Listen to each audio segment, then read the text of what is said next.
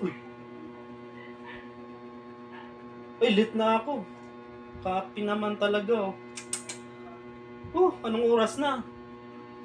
Tawagan mo muna, sir. Hello, sir. Oo, di ako makakapasok ngayon, sir. Dahil masakit ang ngipin ko. Sobrang sakit talaga, sir. Di ako makatulog.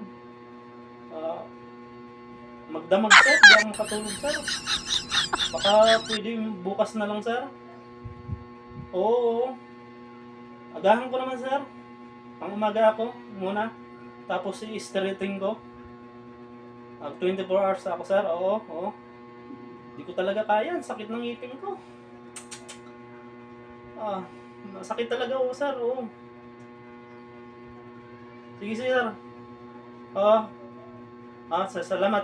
Thank you po. Okay po. Sige po, agahan ko po bukas. Salamat, sir.